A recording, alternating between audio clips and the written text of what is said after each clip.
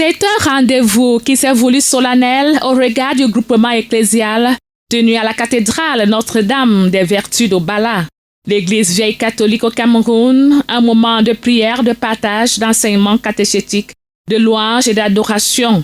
Durant 2 jours, les pères évêques se sont penchés sur un ensemble d'actions coordonnées et harmonisées qui devra leur permettre de mieux proclamer la parole de Dieu pour le salut des âmes. Et cette messe solennelle réunie dans un mouvement de communion, et ce, dans une dynamique d'écoute et de partage, présidée par Monseigneur Jean de la Croix Ondigui Odana, nonce apostolique de l'Église vieille catholique au Cameroun. Que l'Église soit galvanisée au niveau du Cameroun avec des structures.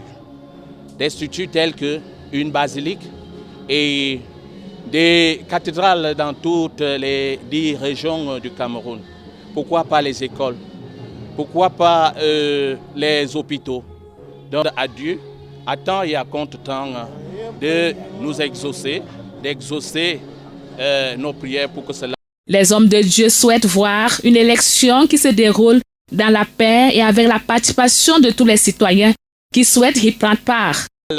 Notre-Dame des Vertus d'Obala est un synode qui a beaucoup pensé à notre pays, le Cameroun, pour la paix, pour la sanctification et pour la bénédiction des élections, afin que ces élections se déroulent dans de très bonnes conditions. Et les problèmes auxquels font face les populations n'étaient pas en reste. Au titre de ce séminaire, donc, il s'agit de hiérarchiser l'Église, de la conformer aux normes et de présenter au gouvernement local notre manière de voir les choses et notre manière de comprendre le fonctionnement de l'Église à travers le monde. Nous avons essayé de parler de nos diverses activités. Comment est-ce que nos futurs séminaristes doivent-ils être formés? Nous avons également parlé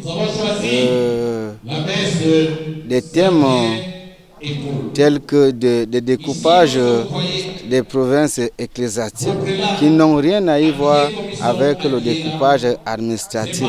Au cœur de ces célébrations eucharistiques, tous les archevêques ont reçu le pallium qui représente le symbole de l'unité, l'orientation, le berger qui oriente ses brebis vers les verts pâturages. Ce synode, premier du genre, s'est achevé par une note de satisfaction. Plusieurs délégations venues de plusieurs paroisses ont pris part dans cette dynamique d'écoute et de partage. Le rendez-vous était pris pour la 2e édition.